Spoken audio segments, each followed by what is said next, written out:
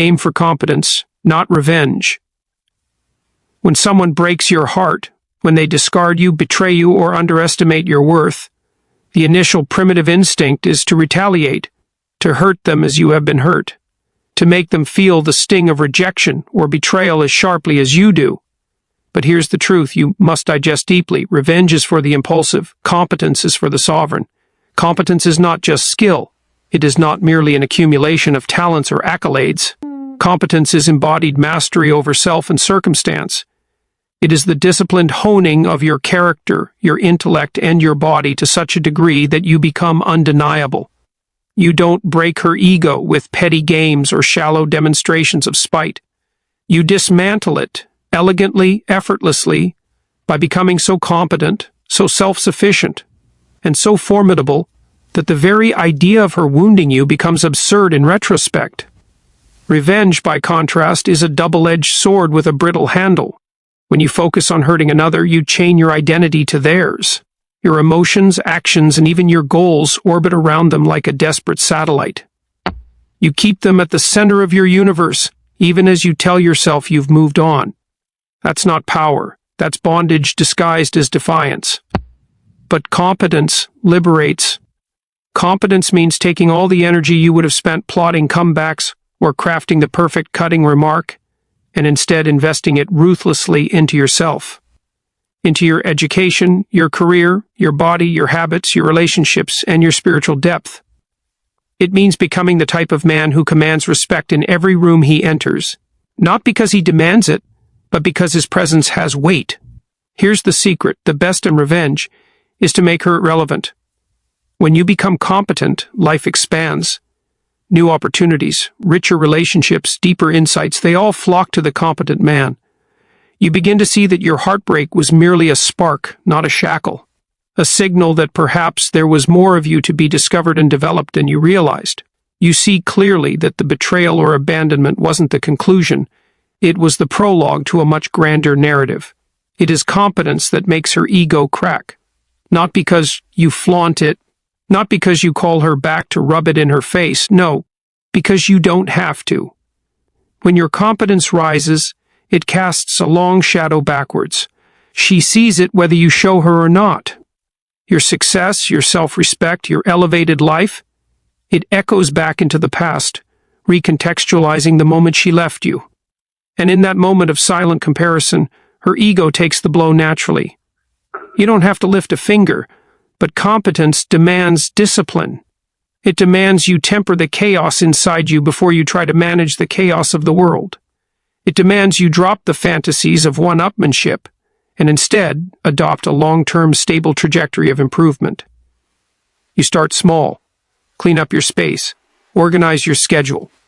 Set clear, achievable goals and attack them daily. You master your speech. You speak clearly and precisely. You master your body. You get stronger, sharper, healthier. You master your work. You become irreplaceable in your field. The man who builds in silence with patience and persistence becomes unstoppable. And here's something vital. The pursuit of competence transforms you so thoroughly that by the time you reach the heights you once fantasized about, you no longer care about her reaction at all. The irony is that true competence makes revenge irrelevant. You ascend to a place where old wounds lose their sting and old betrayals lose their bite. When you catch yourself ruminating on how to wake her ego, recalibrate. What would my life look like if I invested all this energy into becoming so competent that her opinion is no longer even a factor? That's the target. That's the path. Because in the end, competence is its own reward. The man who refines himself after heartbreak doesn't just win over her. He wins over life itself. And life is a far more worthy opponent and an infinitely greater prize. Clean up your own kingdom first when your heart has been shattered. When she leaves, betrays, or undermines you, it is tempting to fling your gaze outward, to obsess over what she's doing, who she's seeing, or how you can retaliate. But that outward fixation is a trap. It keeps you weak, scattered, and reactionary. If you want to reclaim your power, if you want to quietly fracture her ego by rising higher than she ever thought possible, you start at home. You clean up your own kingdom first. What is your kingdom? It is everything under your direct control: your mind, your habits, your space, your body, your finances, your skills. The external world is chaos. Other people are unpredictable.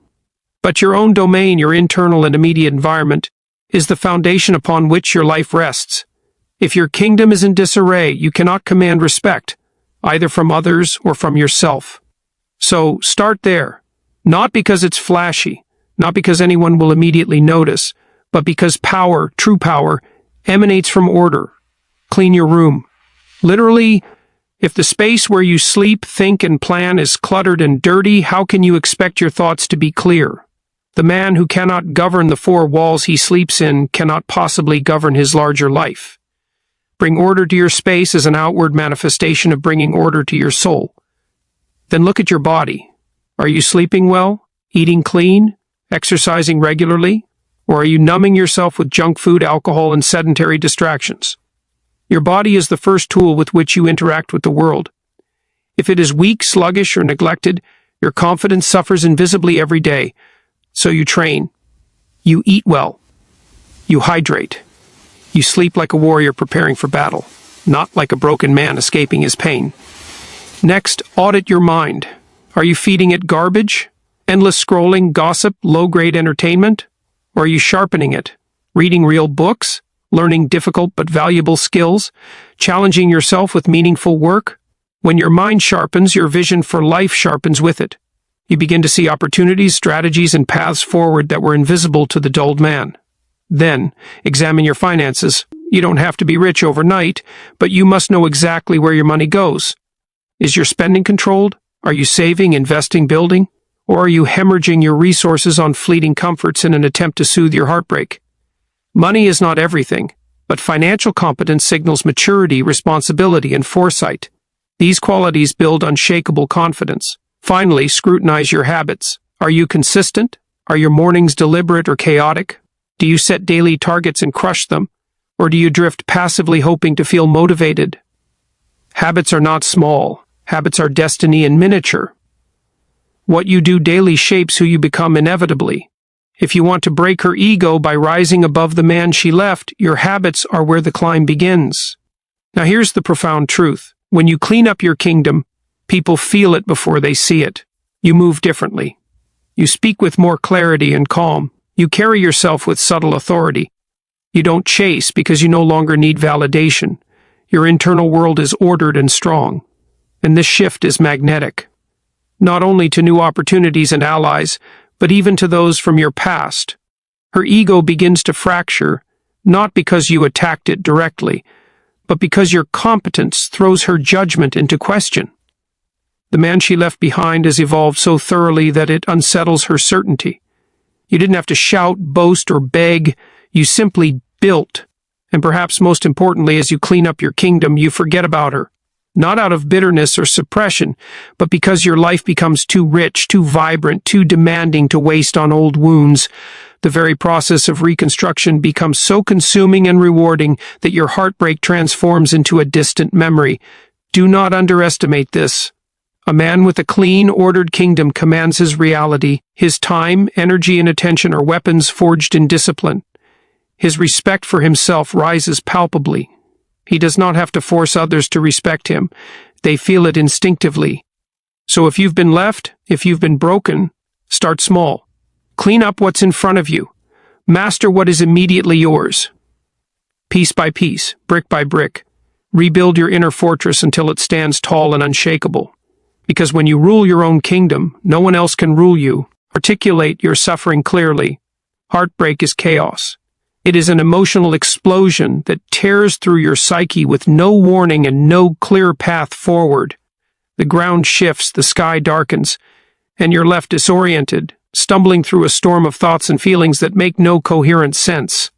And in that disarray, most men make a fatal error. They avoid clarity. They drown themselves in distractions, in noise, in movement without direction, anything to avoid sitting still with the pain and naming it precisely. But here is the hard truth you must understand if you are to transcend heartbreak and quietly fracture the ego of the one who left you. The man who can articulate his suffering clearly owns it. The man who cannot be consumed by it. Pain that remains undefined becomes tyrannical. It will sabotage your thoughts, distort your perceptions, and hijack your decisions in ways you won't even realize. You will lash out, spiral down, or retreat into numbness, not because the heartbreak is undefeatable, but because it is vague. So you must do what most are too afraid to do: sit with the suffering and describe it precisely. What exactly hurt? Was it the betrayal? The rejection? The realization that you ignored red flags? The blow to your pride? The collapse of a dream you built together? Do not say, sigh, just feel bad. That is the language of the lost. Say instead, Sunny, I'm furious because she lied to me when I trusted her explicitly. Sunny, I'm devastated because I invested years building a future that no longer exists. I'm humiliated because I ignored my instincts and now feel naive. The clearer you get, the more power you reclaim. Clarity forces you to confront reality as it is, not as you wish it to be. It peels away the comforting lies and delusions that keep you stagnant. Perhaps you'll discover that part of your suffering stems not just from her actions, but from your own blindness, complacency, or unresolved insecurities. This is not an indictment of your character. It is an opportunity. Because what you can name, you can confront, and what you can confront, you can master. Begin by writing it down. Take a pen and force yourself to articulate every tangled emotion on paper. Not to wallow, but to understand. Clarity is not catharsis, it is strategy. When your suffering is mapped out clearly before you, patterns emerge. You begin to see where you gave too much, where you compromised your values, where you failed to enforce boundaries. These are lessons carved in fire, but lessons nonetheless. And when you understand the structure of your suffering, you become less reactive. You no longer flinch every time her name is mentioned or spiral when memories resurface. You see them as data points in a narrative you've already dissected and digested. This clarity not only liberates you internally, it shapes how you speak externally. You stop venting aimlessly to friends, seeking validation or pity. You stop flooding her inbox with incoherent emotional outbursts. Instead, if and when you speak of the situation, you do so with surgical precision and calm detachment. And yes, that relationship ended painfully. I learned that I need to enforce stronger boundaries next time. No theatrics, no bitterness, just lucid acknowledgement. And here's the hidden benefit. Clarity is attractive. People gravitate toward those who have command over their emotions and experiences. Your ability to articulate suffering cleanly signals maturity, depth, and strength. Even she, in witnessing your composed clarity, will feel the fracture. Her ego, which might have expected you to crumble, plead, or spiral, is quietly destabilized by your poise. Moreover, clear articulation paves the road forward. Once you know exactly why you hurt and what weaknesses it exposed, you can craft a deliberate plan to fortify those areas. If betrayal stung because you were too trusting, you learn measured discernment. If rejection hurt because you abandoned your mission to prioritize her, you recommit to your purpose with renewed vigor. The man who names his suffering masters it. He does not cower before it, nor is he manipulated by it. He stands upright amidst the wreckage and says, "See, I see exactly what this is. And I know exactly how to rise beyond it." Pain is inevitable. Chaos is inevitable. But confusion is optional. The clearer you get about what broke you, the cleaner and faster your reconstruction will be. So sharpen your words, define your wounds, map your heartbreak with ruthless honesty, because a man who can articulate his suffering clearly is a man who no longer fears it, and a man who no longer fears his pain is utterly unstoppable. Face the dragon voluntarily when she breaks your heart. What truly shatters is not just the relationship, it is your sense of order. The narrative you built in your mind crumbles. The future you imagined evaporates. Suddenly, you are cast into chaos. Everything feels uncertain, unstable, and unbearably painful. And at that moment, you are standing before a dragon, ancient, fiery, and terrifying. That dragon is suffering itself. It is betrayal, rejection, loneliness, humiliation, fear of inadequacy, and fear of the future, all rolled into one monstrous entity breathing fire at the foundation of who you thought you were. Most men turn away. They numb themselves with distractions, alcohol, meaningless sex, endless scrolling, mindless entertainment. They bury themselves in work not to build but to escape. They avoid silence. They avoid reflection. They avoid the dragon, but avoidance is not a neutral act. It is a bargain. And it is a bargain that always compounds suffering. The dragon you refuse to face today grows. It festers in your subconscious. It warps your behaviors, sabotages your future relationships, and makes you bitter and weak. Avoidance is not safety. It is slow erosion of your strength.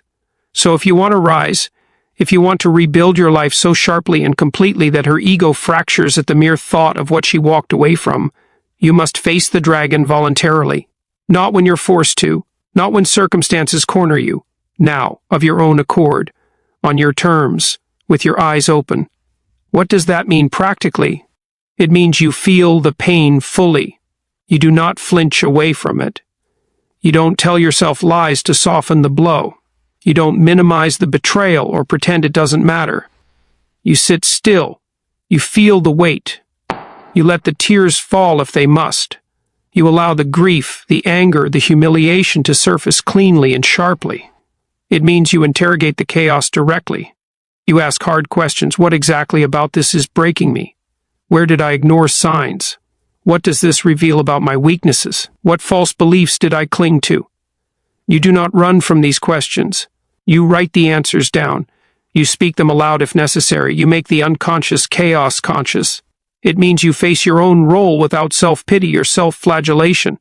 Perhaps you ignored red flags. Perhaps you became complacent. Perhaps you lost yourself in the relationship and forgot your purpose. You confront these facts not to drown in guilt, but to extract valuable information that fortifies you moving forward.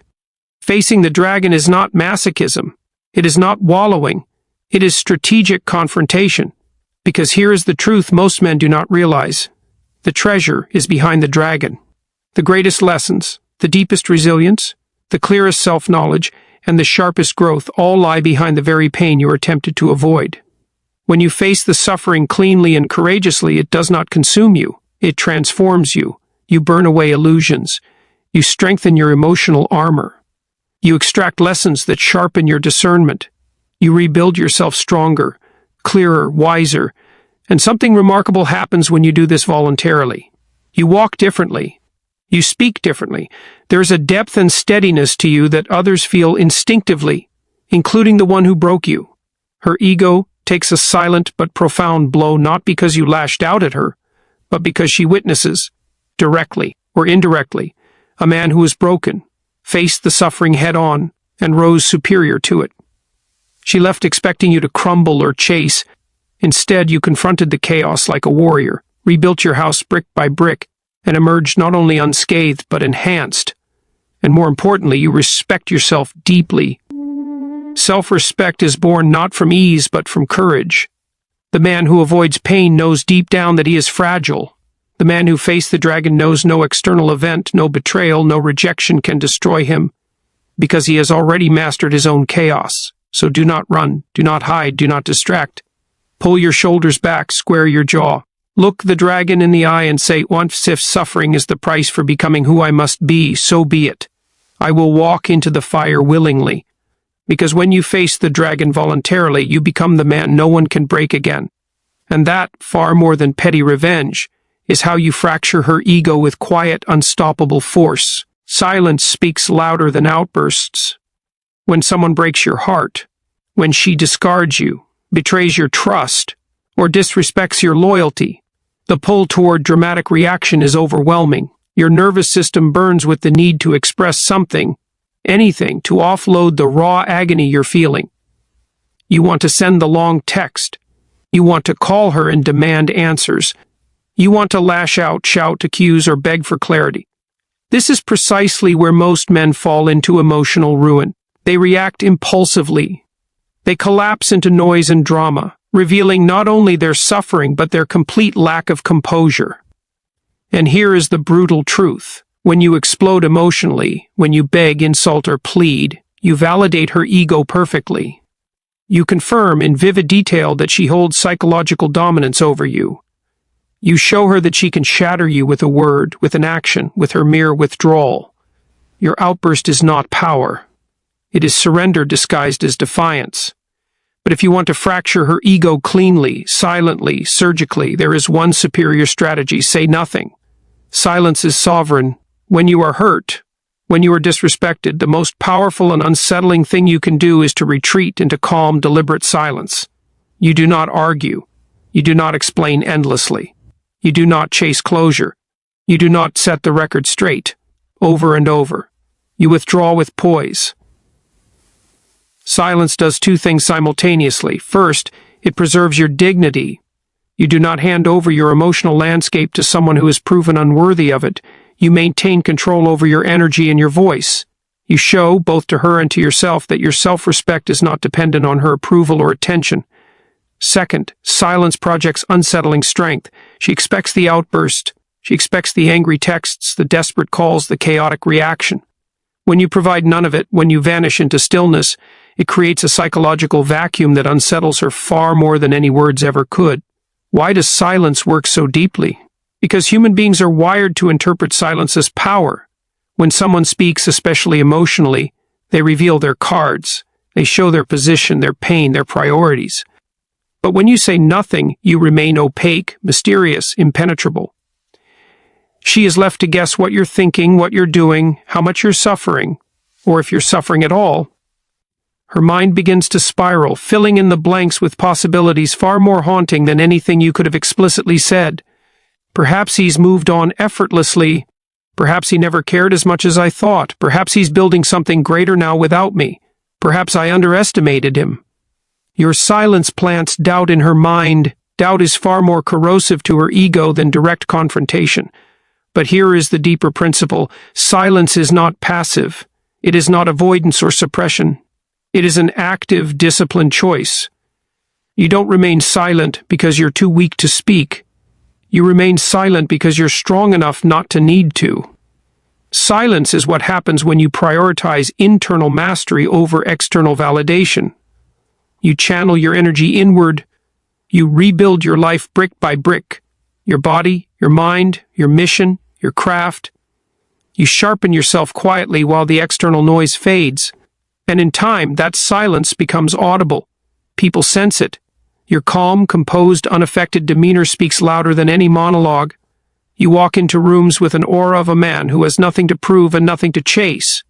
Her ego takes the blow automatically, not because you delivered it explicitly, but because your silence redefined the entire narrative. You are not a man who broke down. You are not a man who chased closure or validation. You are the man who absorbed betrayal, reconstructed quietly, and rose far beyond the need for her acknowledgement. That is true dominance. But make no mistake, silence requires discipline. It demands you resist the twitch to react emotionally. It means you write the text but delete it. You rehearse the argument but never speak it. You let the waves of anger and grief pass through you without letting them dictate your actions. Every time you choose silence over outburst, you are training your character. You are forging steel within your spirit that cannot be bent by the fickle whims of others. So the next time you feel the fire rising, the next time you want to explode in response to heartbreak or disrespect, remember, a man's strength is shown not in how loudly he speaks, but in how calmly he holds his silence.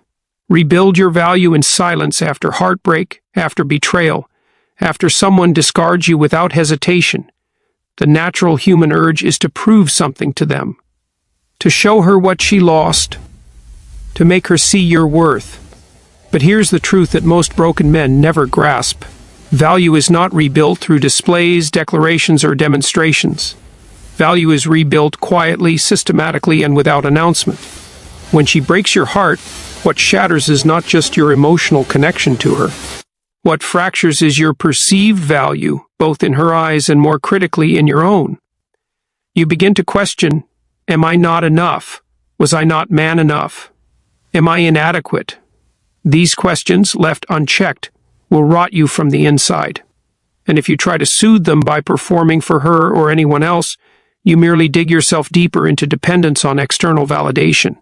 If you want to fracture her ego truly, and more importantly, rebuild your sovereignty, there is only one path: rebuild your value in silence. What does this mean practically? It means you stop broadcasting your pain. You don't post cryptic quotes on social media. You don't stage photos of yourself thriving to get a reaction. You don't tell mutual friends to carry messages back to her. That is not power, it's performance. and she will sense it immediately. Instead, you disappear into deliberate obscurity, not out of bitterness, but out of purpose. You turn your attention fully inward and ask, where have I let my value erode? Where have I compromised my standards? Where have I stagnated? Then you set to work. Your body is step one. Pain lives in the body as much as it does in the mind. So you train. You run, you lift, you discipline your nutrition, you rebuild your strength and stamina, not to post gym selfies, but because a powerful body supports a powerful mind. A man who reclaims control over his physique radiates confidence silently. His posture changes, his gaze steadies, his presence deepens. Even if she never sees it, you will feel it. Next, your mind. You audit your skills, your knowledge, your intellectual edge. You cut out mindless consumption. You read, you learn, you sharpen. You build competence that makes you more formidable in your field, in business, in craft.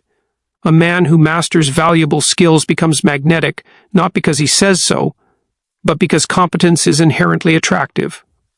Then, your mission. Perhaps in the relationship you diluted your focus. You prioritized her above your purpose. That ends now. You set clear, concrete goals for your life's work and attack them daily with methodical aggression. Purpose is the anchor that stabilizes a man in stormy seas. Without it, you drift. With it, you become immovable.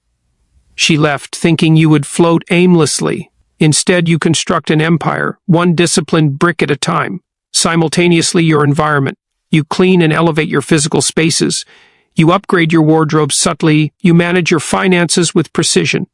Every corner of your world reflects order, and order reflects power. And here is the key: you speak of none of this publicly. You don't announce your workouts, your projects, or your transformations. You let the results speak. You let the quiet momentum build. Weeks pass. Months pass. You've been silent, but you've been building relentlessly. And one day the fruits surface. People notice. Your posture, your speech, your aura has changed. Opportunities find you. New relationships gravitate toward you. Your network expands. Your income grows. Your body sharpens. Your mind clears. By the time she glances back, she always glances back. She sees not the broken man she left, but a sovereign force she no longer recognizes, yet cannot ignore. Her ego takes the deepest fracture, not because you boasted, but because you built yourself beyond her reach, silently. And most importantly, you no longer care whether she notices or not, because in the silent rebuilding process, you realize something profound. Your value is not contingent on her acknowledgement. It never was. You didn't rebuild to prove her wrong. You rebuilt because you owed it to yourself to reclaim your throne. And that is the mark of true, indomitable masculinity. A man who builds not out of spite, but out of mission. So after heartbreak, after betrayal, speak little, show less, build endlessly. Because a man who rebuilds his value in silence becomes untouchable. And that silence fractures egos louder than any words ever could. Discipline is the ultimate flex after heartbreak. Most men think they needed to show her what she lost by broadcasting success, flaunting money, flexing social clout, parading new women, or displaying superficial status. This is amateur thinking. Low-level flexing appeals only to shallow minds, and it signals something far worse underneath, a lack of internal stability. Because here's the deeper truth. The ultimate flex is discipline, not cars, not followers, not flings. Discipline. Why? Because discipline is the root of all power. It is what transforms a chaotic, broken man into an organized, unstoppable force. When she breaks your heart, your world falls into disorder. Your emotions run rampant. Your thoughts scatter. Your behaviors become erratic. If instead of reacting emotionally, you clamp down and forge strict discipline across your life, you send a signal to yourself and to the world that you are in control. Control is magnetic. Control is respected. Control makes her ego tremble. Let's get specific. 1. Discipline over your body. You wake up at a consistent hour. You eat clean, precisely measured meals. You train with rigor, whether you feel like it or not. Your physical transformation is not fast or flashy, but it is undeniable. When months pass and your physique shifts from soft, scattered, and fatigued to sharp, strong, and focused, You project something far more valuable than vanity. You project self-respect. 2. Discipline over your mind. You don't binge social media for escapism. You don't drown in useless distractions. Instead, you schedule learning. You master your craft systematically. You read, study, and expand knowledge in your domain daily. Your conversations deepen. Your ability to articulate ideas sharpens. Your problem-solving accelerates. You become a man worth listening to, and few things fracture an ex's ego faster than realizing you've outgrown the shallow dialogues you once shared. 3. Discipline over your emotions. This is key. You feel the heartbreak fully, but you don't act on every wave of emotion. When you're angry, you train. When you're sad, you write or work. When you're lonely, you sit with it instead of chasing hollow validation. You do not suppress emotions. You contain them and use them as fuel, not chains. A man who can sit calmly in emotional chaos without losing composure is terrifyingly powerful. His silence speaks of mastery. 4. Discipline over your time. You calendar your day with intention. Your mornings are owned by your mission. Your afternoons are productive. Your evenings are restorative. No wasted hours. No drifting. Your life becomes structured like a fortress. Women sense it instinctively. A man whose life runs like clockwork is rare, and rare is attractive. 5. Discipline over your words. You speak less but sharper. You don't gossip. You don't vent publicly. You don't sling passive-aggressive remarks. Your communication is direct, calm, and precise. And when you choose not to speak, when you let your actions carry the weight instead, that silence hits harder than any speech, especially for her. She expected drama, expected chaos. Instead, she sees discipline, and it unsettles her ego far more. But here's the hidden benefit discipline compounds. What starts as structure in one area of life leaks into all others. Your body improves. Your business thrives. Your finances stabilize. Your network expands. Your reputation hardens into something untouchable. Without saying a word, without flashing status, you ascend. And discipline is anti-fragile. Fleeting successes can collapse. Looks fade. Money fluctuates. But discipline is a skill no one can take from you. It makes you resilient to future heartbreaks. It inoculates you against emotional manipulation. It sets you on a path where your next relationship will orbit around your frame, not the other way around. Here's the irony. When she glances back and sees you, composed, precise, ascending with quiet discipline, she will realize she underestimated you. Her ego will fracture not because you rubbed success in her face, but because you became the man she thought you could never be, all without needing her approval. The best part? By then, you won't even care. You'll be so dialed into your mission, your standards, and your purpose that her validation will be irrelevant. Discipline is the ultimate flex because it is the foundation for a life no one can destabilize. Not her, not the next woman, not anyone. So when heartbreak strikes, don't chase petty wins. Don't show off, don't react emotionally, clamp down, build structure, enforce discipline in every corner of your life ruthlessly. Because the man who commands himself commands everything. Her opinion is no longer your mirror. One of the most devastating mistakes a man can make, both in relationships and in life, is to outsource his self-perception to the opinions of others, especially to the woman he loves. When you love a woman, it is natural, almost inevitable, to start seeing yourself through her eyes. If she praises you, you feel worthy. If she admires you, you feel capable. If she desires you, you feel strong. But here is the trap. When you anchor your sense of value to a reflection of you, you hand her a silent form of psychological power. And when she breaks your heart, withdraws her approval, criticizes you, or discards you, that mirror shatters. Suddenly you feel like less of a man, not because you objectively are, but because the mirror you depended on disappeared. This is the precise moment most men collapse. They spiral asking questions like, what did I do wrong? Why wasn't I good enough? Am I unworthy? Am I broken? And if unchecked, they waste months, even years, chasing new mirrors to validate their worth. They rush into new relationships prematurely. They seek female attention compulsively. They bend over backwards to fix themselves, not from authentic self-respect, but in the desperate hope that another woman will reflect back the image of value they lost. This cycle is death. The most powerful and liberating shift a man can make after heartbreak is this: her opinion is no longer your mirror. Your sense of worth, your masculine identity, your self-concept, none of it is defined by her approval or disapproval anymore. This is not bitterness. It is not indifference toward women. It is sovereignty. It is the decision to build an internal frame of reference so strong, so grounded, so self-sufficient that external reflections become irrelevant. If she admires you, good. If she criticizes you, good. If she ignores you, good. It does not sway your self-perception 1 inch, because you know who you are independent of her gaze. Let's break down how you cultivate this internal mirror in practice. 1. Audit your standards, not her judgments. After heartbreak, do not obsess over her critiques, her opinions, or her reasons for leaving. Instead, ask, by my own standards, did I show up as the man I respect? Did I live with integrity?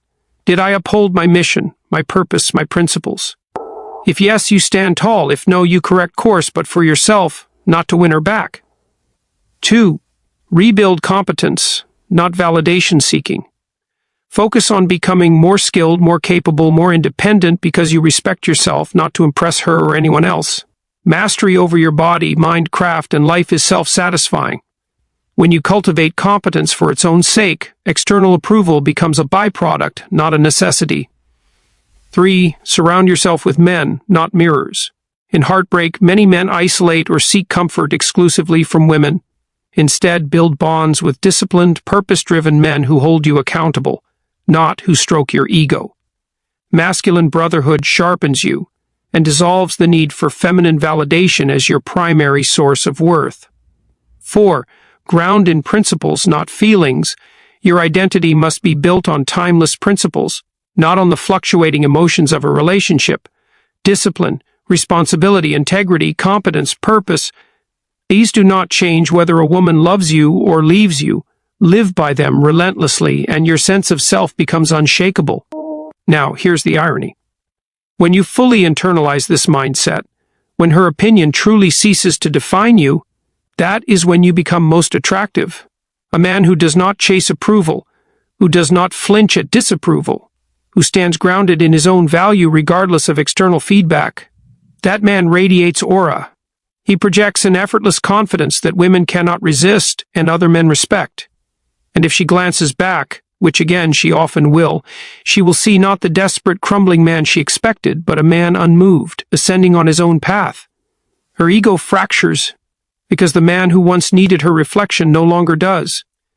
He has outgrown the mirror she used to control. But more importantly, you win internally because your next relationship, if you choose to enter one, will be entirely different. You will not seek a mirror. Will seek a partner, an equal who respects your sovereignty, not someone whose approval your identity depends on. So when she breaks your heart, remember, you do not chase the shattered mirror. You forge your own reflection, one built from competence, purpose, discipline, and self-respect. Because the man who defines himself internally can never be broken externally. Your life is the final verdict.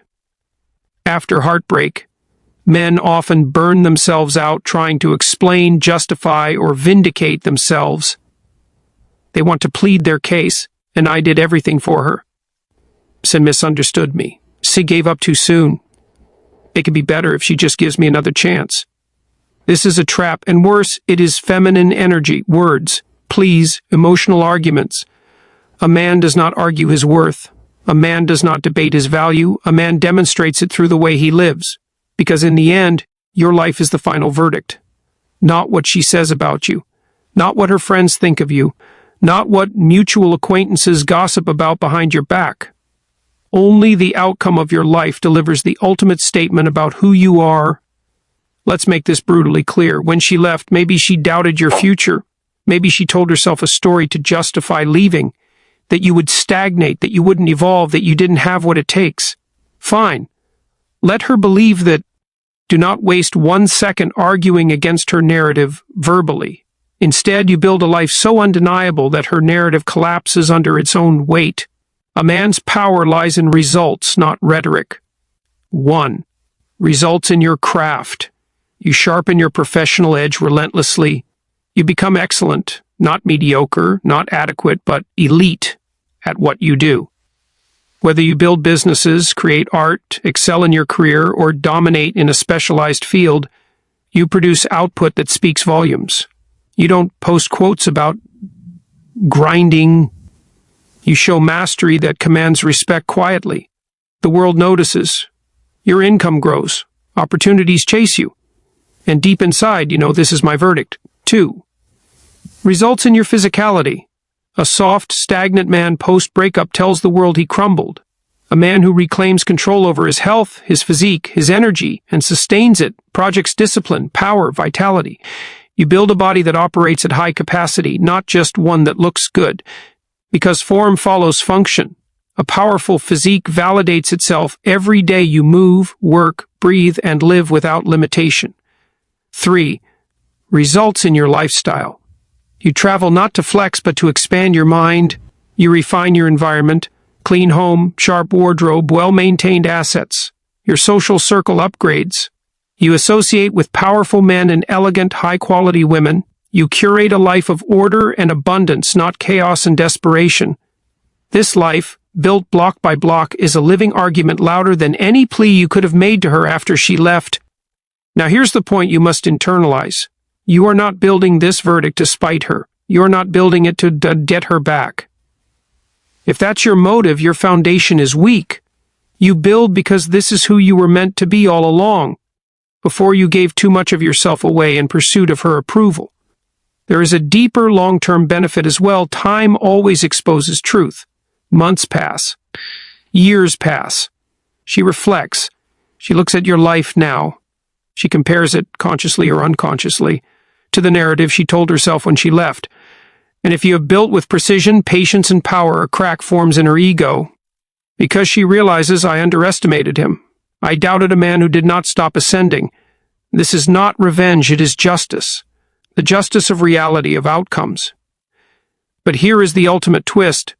By the time this realization dawns on her, you will not care. You'll be too engaged in your mission, surrounded by higher caliber people, living a richer, fuller, more purposeful life than you imagined possible during the dark days of heartbreak. Her opinion, positive or negative, will be irrelevant, because the verdict will be final, and it won't be delivered through arguments, texts, or emotional appeals. It will be carved into the fabric of reality itself, through your body of work, your frame of mind, your physical vitality, and your lifestyle ecosystem. This is how men truly win after heartbreak, not through pettiness, not through empty flexing, not through emotional drama, through consistent, deliberate, relentless construction of a life that cannot be denied by her or anyone else. So remember, when the breakup happens, let her go without protest. Don't chase closure. Don't defend yourself verbally. Just get to work. Because in the end, your life is the only verdict that matters, and it is delivered without a word. Silence is the loudest statement. In the aftermath of heartbreak, the average man makes a predictable set of mistakes. He texts, he calls, he writes long emotional messages to explain himself, he argues, he begs, he tries to prove his worth with words, with apologies, with justifications, with pleas for understanding. This is emotional leakage, and it diminishes him more with every syllable. The more you speak after rejection, the smaller you appear. The more you try to convince someone who has already walked away, the clearer it becomes that you have no leverage. The man with no leverage is invisible. But paradoxically, the man who embraces silence becomes unforgettable, because silence deployed correctly is the loudest statement you can make. It does not plead, it does not explain, it does not chase. It communicates one thing, clearly and unmistakably, as I do not need you to validate me. Let's get precise. When she breaks your heart, here's the truth she expects to see, because she has seen it 1,000 times before. She expects your ego collapse. She expects you to spiral, to cling, to grovel, to display emotional instability that confirms her decision to leave was justified. When instead you disappear into focused silence, you disrupt her expectations profoundly. There are several layers to why silence is so powerful here. 1. Silence reframes who holds power. Words chase. Silence pulls. When you speak, you are trying to close the gap. When you go silent, you widen the gap intentionally, and in doing so, you create curiosity, uncertainty, and doubt in her mind. She wonders, why is he not chasing? Does he not care? Has he already moved on? That doubt fractures her ego, often more than confrontation ever could. 2. Silence demonstrates mastery over emotions. It takes immense internal strength to feel heartbreak, but not react impulsively to it. The man who controls his impulse to text, to call, to vent, and instead channels that energy into building his life, projects a level of emotional discipline that commands respect. She might not admit it aloud, but she will notice. 3. Silence preserves your dignity. There is nothing dignified about spilling your soul to someone who is already disengaged emotionally. There is everything dignified about retaining your composure, refusing to broadcast weakness, and walking away with your head held high. This is not stoicism for show. It is respect for yourself. And a man who respects himself is always more attractive to others and to himself. 4. Silence accelerates detachment and growth. Every time you break silence to reach out, you reset the healing process. You reopen emotional wounds and prolong the pain. When you enforce strict silence, no contact, no lurking, no indirect messaging, you create the mental space necessary for clarity, for growth, and for forward momentum. Your mind sharpens. Your mission reasserts itself. You move. Now, here's the important nuance. Silence is not passive. It is not sulking in bitterness, waiting for her to notice. It is active withdrawal paired with deliberate construction. You go silent, and in that silence, you build ruthlessly your body, your mind, your career, your finances, your network, your environment. Silence paired with ascension is unstoppable. Because eventually she and others will notice not just your absence, but your glow-up. And that glow-up, coupled with your refusal to chase, delivers a statement no words ever could. Silence says, I respected you enough to let you go cleanly. I respect myself enough not to chase what does not want me. Since I am not available for manipulation, emotional games, or ego validation, and too focused on building a life of magnitude to waste time rehashing the past. And here is the final truth. By the time she fully processes what your silence communicated, you won't care anymore. You will have ascended so far, built so much, and evolved so deeply that her opinion is irrelevant, not out of spite, not out of bitterness, but because you will have outgrown the entire situation. So remember, when she breaks your heart, do not speak, do not explain, do not react. Withdraw into focused, active silence. Build, evolve, ascend. Because in the end, silence is the loudest statement, and the man who masters silence masters himself, and by extension masters life.